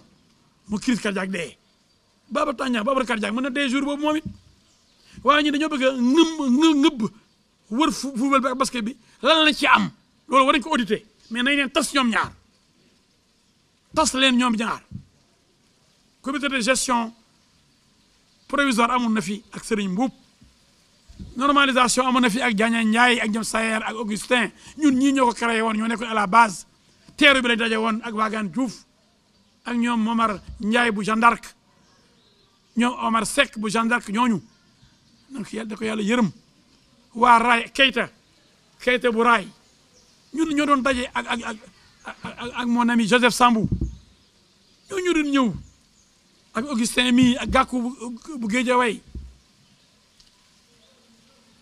non président il faut nga wax sénégalais yi ñoo moom seen basket ñoo moom seen football benn groupe ŋànk ko tëj ko téye ko di ci bànneexu di ci def lu ko neex te inu fi benn résultat te ni duñu dem nag duñu dem mais dañuy dem par la force nag nii wala na bu ñu wanewul ngor ak doylu ni duñu dem président Macky Sall lay waxal gouvernement du Sénégal lay waxal sama xarit Macky Sall lay waxal président wóor na ne mos waxuñu la li ma wax tey yëpp waxuñu la magu yi am ci basket ak ci football ci texte yooyu ak ni ñuy def pour du ñoom kenn bu dul fi jëlee président tasal ma basket bi tasal football bi Sénégal yaa ngi lay déglu foog ni yow yaa ànd ak Augustin Senghor wóor na ma ni ànd ak Augustin Senghor c'était le candidat ba doon candidat Abdoulaye Wade contre Malick Gakou ñu indi ay avion ñuy wër Sénégal di indi nit ñi pour ñu woteel Augustin Senghor contre Malick Gakou boobu Malick Gakou mu ngi AFP Wade nekk au pouvoir Wade di du nangu président fédération sénégalaise de football nekk un opposant te boobu Gakou était opposant avec Moustapha Niasse à l'AFP Wade au pouvoir jàppale le maire de Gorée bi àndoon ak ñoom muy Augustin Senghor noonu la demee dañuy wax dëgg gars yi pour football bi dañ ci jëlee lépp luy maguy te président dafa war a dugal loxoom nag man d'accord ma ñu naan oui président mais président Wade moo tasoon kii bu njëkk ba football bu njëkk bi ñu dem normalisation basket bi it gouvernement bi moo ko tasoon jox ko Serigne Mboup ma ne basket bi doxul football bu doxul coow li bëri na dee gi bëri na reyante gi bëri na coow li bëri na di amuñ benn ndam nañ ko tas indi nit ñu bees ñu am ambition pour Sénégal jëm kanam loolu laa bëggoon a wax tey loolu laa wate woon pour wax ko Sénégalais yi jërëjëf. parce que d'habitude Sénégalais yi football bi rek la ñuy jël comme référence mais am na yeneen discipline yoo xamante ne xëy na peut-être am nañu ay projet peut-être comme basket yeeg affaire yooyu ak beach soccer bi parce que moom bilan bi sax ci beach soccer bi pratiquement la ko gën a kii tey soo toogee nga ne Augustin Senghor dafa war a dem moom démb wax na ne ñëpp ñu naan dama war a dem xëy na peut-être yàggaay bi la ñuy waxee dama war a dem mais amul benn texte bu interdire tey Augustin Senghor pour mu nekk candidat donc dañuy gisaat ne aussi ñu bari aussi ñuy kaas ci Augustin Senghor dafa war a quitter mooy tey ñoo xamante ne certainement dañu àndul ak Macky Sall nekk ci côté opposition bi ñoom dañuy féetewoo tey ci côté Madi Touré ñu gis aussi tey ñu ànd ak Macky question yi jaxasoo rek doo jël par benn di ko kaa lan la jëm a sérieux question yi. Macky Sall ñoom dañuy ànd ak Augustin Senghor est-ce que tey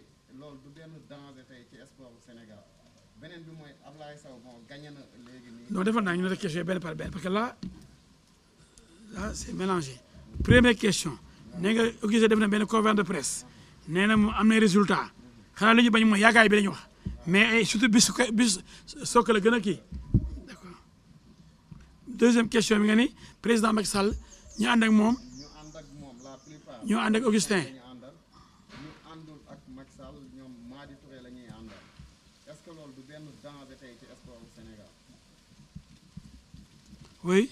beneen bi mooy Ablaye Sow bu nga doon wax léegi-léegi bon gagné na élection Ligue amateur léegi la information bi wàcc démb moom wax na ko nee na dafa am ay baana yoo xamante ne tey ñoom ñoo dugg ci football mooy comme ñu mel ne tey mooy collectif des défenseurs du football ak tey peut-être ñu mel ne tey peut-être ñenn ñuy jóg di wax te xamuñu football wala tey ñoom Omar Sy ak yooyu noonu mais moom nee na du bàyyi football bi ak ñoom dafay continuer donte ministre la.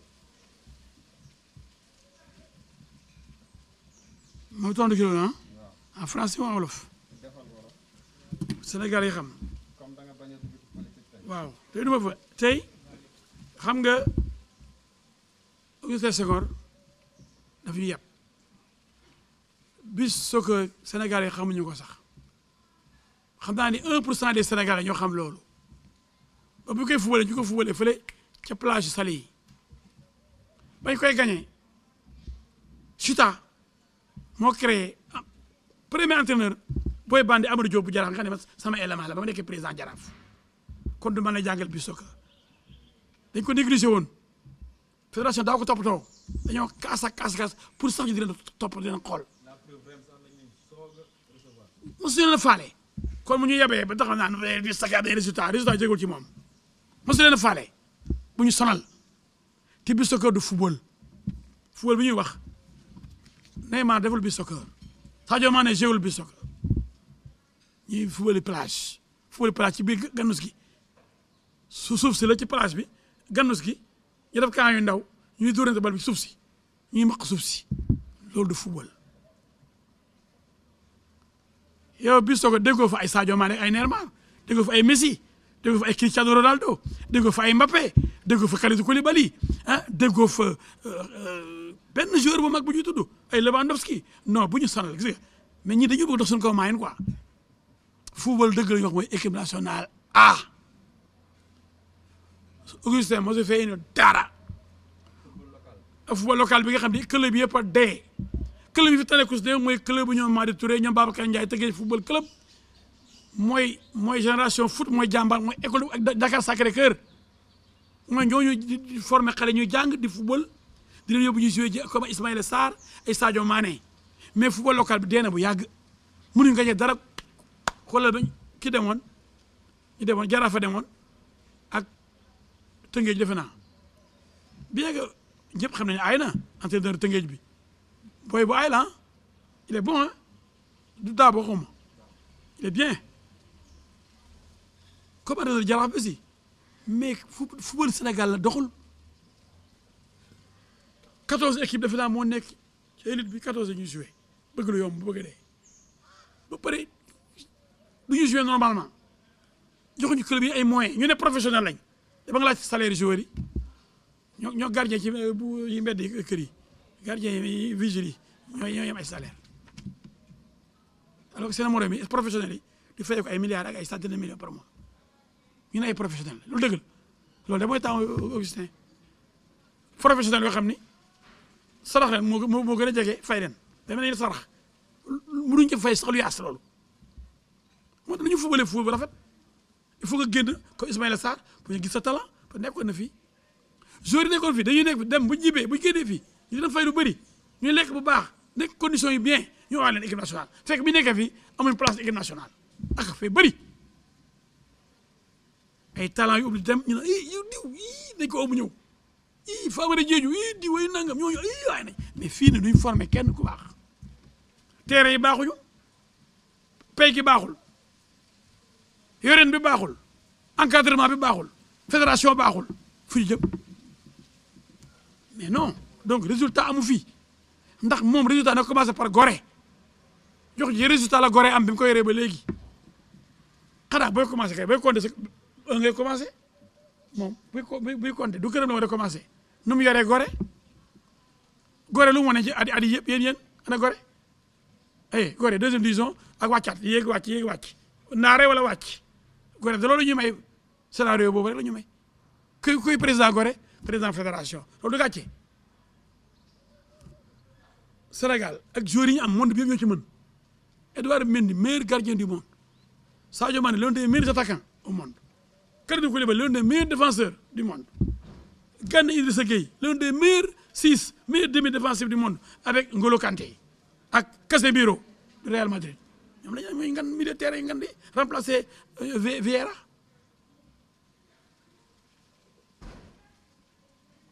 ñoo ñooy les vrais 6 Sénégal joué na fi ak Brésil match nul Neymar keroog Sadio Mané daf ko dominé Kalidou Koulibaly téye ko ñu joué Lewandowski meilleur attaquant actuellement ci àdduna bi yëpp meilleur buteur du monde actuellement ki muy dàq dugal mooy Lewandowski bu Bayern de Munich dafa joué Sénégal contre Pologne 90 minutes mënul gis ndax ponkal bi Koulibaly ci wetam suñu gars yi jàmbaane ak ñoom Sabali suñu débat bu dëgër ba woon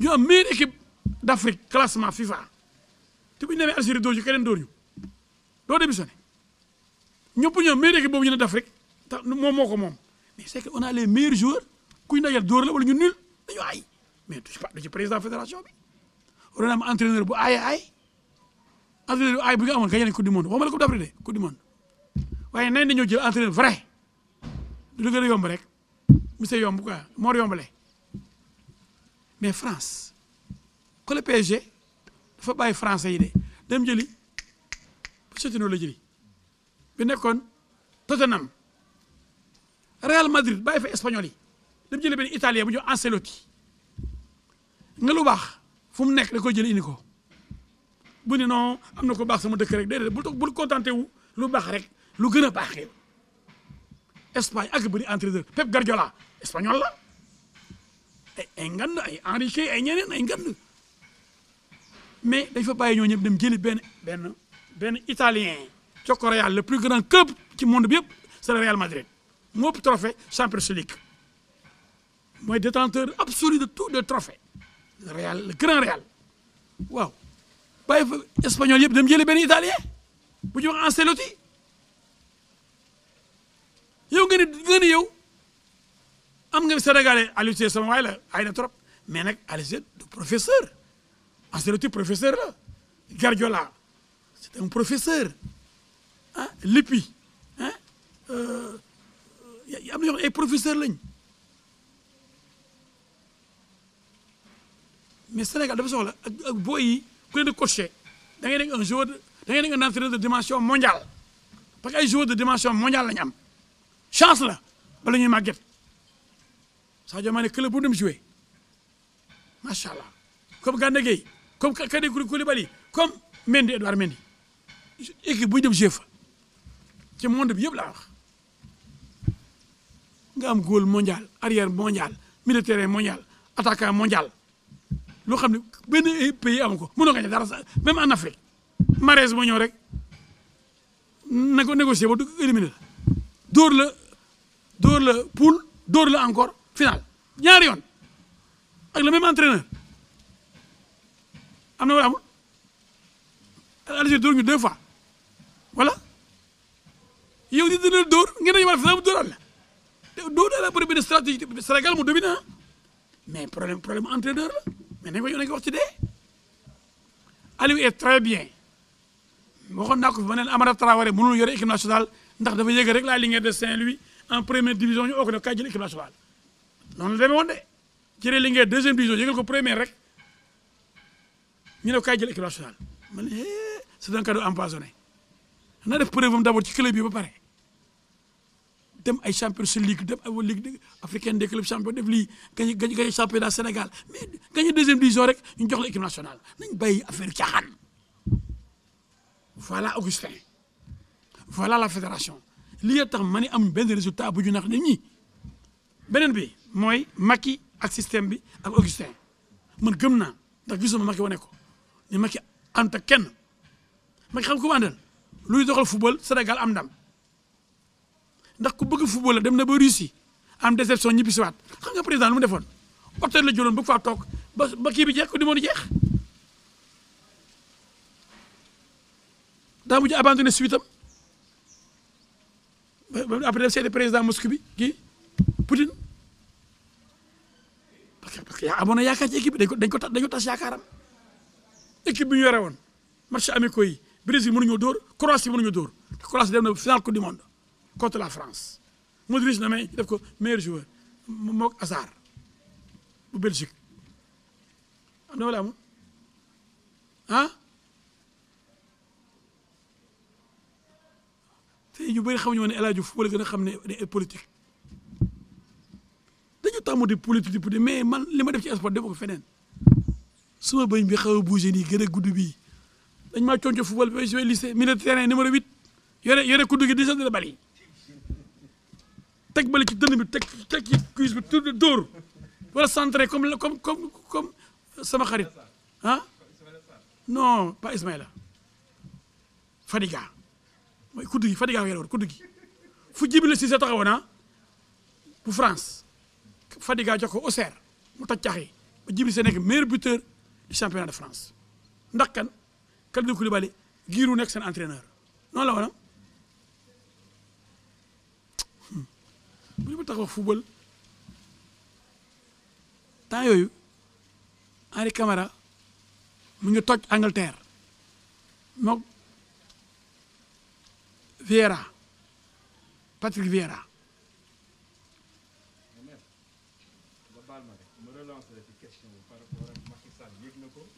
man gëm naa ni Macky yëgul magu yi am ci football bi. Même poser la question, c'est-à-dire qu'aujourd'hui, Augustin Senghor, c'est le maire de Gorée. De Gorée, oui. Mon fédération sénégalaise de football. Oui. Côté basket, Babacar Ndiaye moo fa nekk. Oui. xamuloon dara ci basket. Oui. Moom aussi il fait de la politique. Oui. Dans le Saloum. Ah bon xamu ko woon sax. Si, il fait de la politique. Ah bon ci ban parti. Dans le Birkelane. xamoo fan la bokk. Son village. mais xaw ma su ma xam ne day politique billaahi wallaahi taala yi. Dans le Birkelane. barke alxuraan maa ngi ko sooy tey. Maintenant su ñu jëlee loolu yëpp ak maître Augustin Senghor ba mu déposé candidature am au niveau de la CAF film boobu yëpp ñu jógee foofu moom le président woo Augustin pour mu bàyyi candidature boobu après da ngay dégg sax ñii ne ci consensus bi di wax officieusement woon di ko wax officiellement mais dañ la naan officieusement peut-être que dañ ko promettre dara moo tax mu bàyyi candidature am au niveau de la CAF. dëgg la loolu yëpp ñu dëgg la maintenant laaj ba ñu ko promettre. waaw d'accord daa la ko wax léegi. waaw d'accord léegi comment bu jaxasee promesse bi de daa leen leeral léegi mu leer. nan lañ mënee nier tey aujourd'hui la mainmise du président Macky Sall ci dossier bii nii. voilà xam nga wax ji dafa war a leer xam nga CAF c'est la confédération africaine de football mooy structure bi nga xam ne Afrique yëpp continent africain mooy gérer football danaa la football boo ko la escrime football président yi teg seen bët bu ñu demee ba war a fal ki ko jiite football africain yëpp ba ne Ahmed Ahmad amul droit présenté waat mu Madagascar te réewum président bu sañoon dañ ko fa jëlee noonu Platini bu France sañoon dañ ko dàq UEFA ah ak FIFA donc ça y a des enjeux colossaux yoo xam ne diplomatiques quand c'est l'Afrique ou le monde ou l'Europe parce que da ngay def campagne bu nga mel ne Union africaine Bathily Kanda la woon gouvernement da koy defal campagne dañ ko bàyyi far ñu gañe ñu kii noonu la il faut que ñu jàppale ko un Sénégalais buy laaj Afrique ci benn domaine sa président mënul neutre taxul yow lay jàppale ci Afrique taxul ci Sénégal mu faral la buñ jaxasee carte gi au contraire promesse bi am mooy président bàyyiwu ko bi ñu ne ko nangul dañu ko da nga ne premier vice président CAF loolu rëy na de Afrique yëpp football bi yëpp ki ko jëlee ay topp te yow amoo sa stade bu baax yow amoo club bu baax góore nga am club bu sonn lool ku la waxoon yaay dem ba football si Afrique yëpp kenn rek moo la jiitu sa président jàppale la ci ndax candidat nga woon xam ne boo demee dañuy écrasé ndax mënutoon gañe fenn donc Sénégal muus na bi mu ko ne ah xam nga dafuñu boo demee da ngay daanu bàcc du dem na daanu ba xalangu Union africaine Sénégal moom Afrique xëccoo la de pays yi dañoo amante ay solidarité seen biir am ay relation ñëpp xamoon ne les carottes étaient cuites parce que FIFA ci boppam sud africain bi la jàppale woon defal ko campagne FIFA ci boppam jàppale sud africain bi yaa ngi may dégg de le gouvernement mondial du football ànd ak sud africain boobu le milliardaire la xamuñ daf leen a jënd xamuñ dara leeru ci mais kon soo bi demoon day ñàkk xalangu mais un tien vaut mieux que deux tu l'auras ñu ko téye vice président bi comme moo demee doo am dara dafut mu daal di nangu de kon li nga ko promettre mooy duñu la bàyyi nga ñàkk nekkoo président nag mënoo koo nekk am na ku la doole lool da lay rendi FIFA moom la àndal état yi xool lañu état yëpp presque moom lañu àndal mais boo amee premier vice président nekk membre du bureau dafa am looy gagné lu bëree bëri lu rëy ah dollars yi sa poche après yow looy def promesse boobu la di fa la yem nag bu ñu nax dañoo bëgg gëmloo di nag Macky da koy jàppale c'est pas vrai ñoom la seen biir ñoom ñi ànd ak Augustin ñoo bëgg a gëmloo nit ñi ni parce que ñu jógee ci àll bi dañu neex a nax comme moo nekk ministre am nga ministre waaye ñoo ne jàppale Augustin un ministre comme Abdoulaye Sow dañuy dox ci maayanu nit ñi day mel ni président moo leen jàppale ànd ci ti àll bi dëkk yu ndaw yooyu yu bëri dañoo gëm nguur xam nga club capital bu ñu gën a yeewu nitu capital la preuve capital pour pouvoir gagner ko c'est très rare Paris Dakar gi Wade gagné ko woon Macky Sall gagné ko woon Khalifa Sall moo doon maire de Dakar devant tout Benno Bokk Yaakaar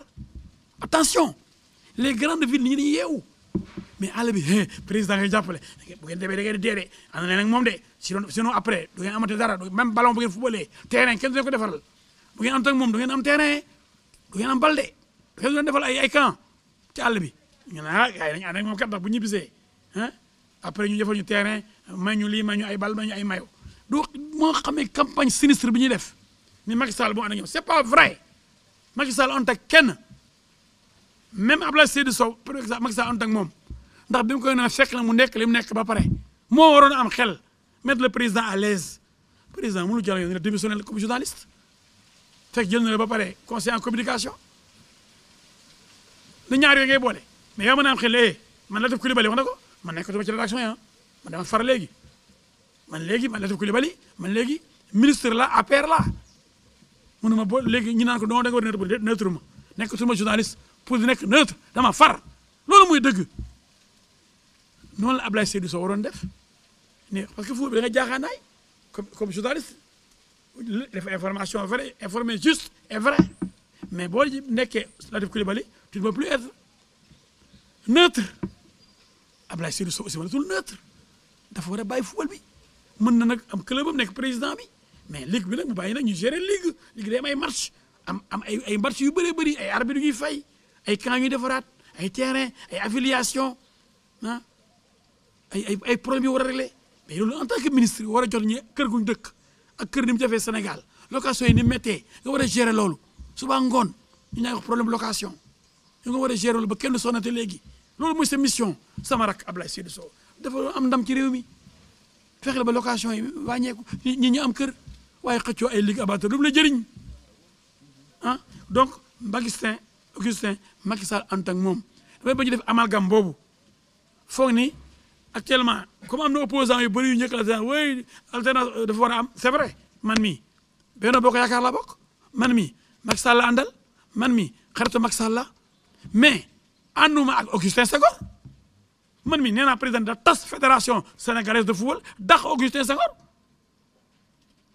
kan moo gën a jege Macky Sall ci ñoom yëpp attention Macky ñoo ànd depuis lycée mais bu ma gisee da ko yàqal ñu di ko yàqal naan oui moo piloté moo ànd ak kii ndax benn ministre ànd na ci ministre boobu dafa war a bàyyi football bi pas bàyyi mais bàyyi ligue bi boog ñu di ko fal du ndamam fal nañu ma président ligue amateur en tant que ministre waaye loolu yow ministre gën a fort junni ki président ligue waaye am na bu mujj nee na Ablaye Sow di vouloir waaw baana ca la bëgg a tontu Ablaye waaw vas-y avec 301 voix contre 89 83 je pense pour l'autre est-ce que yaakaaroon ni même scénario moo nar a am demain li am suba yàlla rek boo ko xam mais déjà ñëpp nga fichier électoral bi ñu bëri ñuy voté ay club la yoo xam ne kenn xamu leen nee na ñu ngi joué ay Kolda ay Bignona ay Kaffrine yooyu ñooñu bu ñu ñëwee déjà xam nga ligue amateur bi ñooñu ñëpp presque moo leen créé bu ñu ñëwee woteel waa ji daal di jàll peut-être yàlla moo xam moo tax ma ne nañ tasar fédération sénégalaise de football ndax niñ ko defaree niñ ko mooñee moo jaarul yoon dañ ko mooñee ba nga xam ni dafa am benn terrorisme boo xam ni yenn club yu ndaw yi ñemu ñooñu sëqat boo gisee président ligue yëpp à part Saint-Louis je crois ñu bëri def nañ motion de soutien à Augustin Senghor mel ni ay taalibe jébbalu nekk ay jaamu Augustin Senghor alors que le vote est secret waroon na miig ni pat parce que ñoom amuñu droit voté ñaari yoon président ligue bi xëy na benn club nga bokk mais bu ñëwee sur vote du ñu président ligue mooy voté déedéet les ligues ne votent pas ce sont les clubs qui votent ñi am nañ 2 voix ñi 3 voix ñi 1 voix waaw mais nee nañ président ligue bi day am 100 voix du ñu am 0 voix la ñu am pourquoi ñoom ñu am 0 voix en tant que président ligue non la ligue de Saint-Louis la ligue de Nangam la ligue de Kaolack vote pour Augustin c'est des malhonnêtes c'est pour influencer les gens oui waaw lu ne yëkk na ko Senghor waaw ci at yu mujj waaw temps yi dégg nañ ko mu naan le meilleur profil Augustin Senghor la waaw jàngatee revirement de situation mais moom la concerné sama nekku ci ànduma ak mu bokk ma position yow am nga droit fi nekk nii ni ko Augustin nga àndal sama nekku ci am daa droit xam li ma xalaat yow ak keneen mais Macky Sall mi nga xam ne amul position Sénégal mooy position Sénégal àndatuñoo ak Augustin Senghor nee nañ Augustin doy na sëkk dafa doy Babacar Ndiaye dafa doy parce que deru Macky Sall set moom lay dox man parce que gëm naa ni Macky mérité wul lii stade bi mu defar arena bi mu defar kii bi mu defar arène nationale bi mu defar li mu def ci sport yi ak infrastructure yi bu manqué ci football terrain yi Augustin la parce que mu waroon ne lii mooy priorité milliards yi yóbbu di ko defee ay campagne yi di yàq mun nañu ko defee ay terrain mais Sénégal pays pauvre mënul am lépp à la fois mais c'est des choix des arbitrages mais lépp incompétence Augustin ak équipe am yi la ak incompétence Babacar Ndiaye di dàq Adidas Abdourahmane Ndiaye Adidas 2 ñu ay saboteurs lañ ces gars-là mais nañu appelé ñeneen ñëw bu nañ bàyyi Macky Sall nag Macky dama koy ñaan mu tas basket bi tas football bi ñu réorganiser ko changer texte yëpp defaraat lépp ba mu jub Sénégalais yi nga xam ne mën nañu yore basket mën nañu football ngir yàlla bëri nañ président bu boobaa ñoo woote ku mën sa morom duma Augustin bu bëggee boobaa na defar président candidature mais day fekk du fekk moom taxi Babacar Ndiaye boobaa bëggee ñëwaat day jëw yëkkati loxo mais day fekk boobu ñu changé yëpp ba nga xam ne lépp day jaar yoon ndax Sénégal rek moo ko jar Sénégal la ñu am Sénégal rek Sénégal jëm kanam vraiment ñëpp gis seen bopp ci football bi ci basket bi ci sport bi ndax ñu ngi ni jógee Jeux olympiques 0 médaille Amadou Diaba fi na médaille d'argent ay Abibakar Thiam ñu indi fa ay médailles waaye léegi 0 rek waaye nañ xoolaat sport bi taf yëngal bi doy na Sénégal ca kanam réew mi ca kanam fii du politique de sport dama cee bokk ñu mayoo équipe nationale du Sénégal la sol ma woon leen équipe bi xoolal loo gis ci ginnaaw loo gis ci ginnaaw kii ñu ko floqué Paris. waaw léegi mën na 10 ans presque. 59. mooy sama numéro mayo xam nga kon ki yàgg na football moo tax ma ne dafa jot ma waxaat ci football bii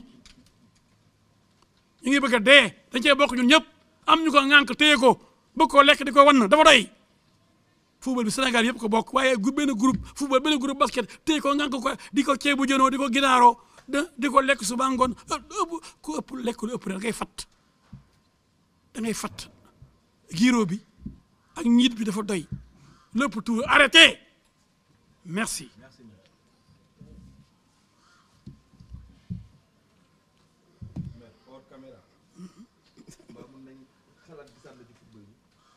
bon on verra bu ko jaree parce que man li ma def ci football kenn def ko fi de cooli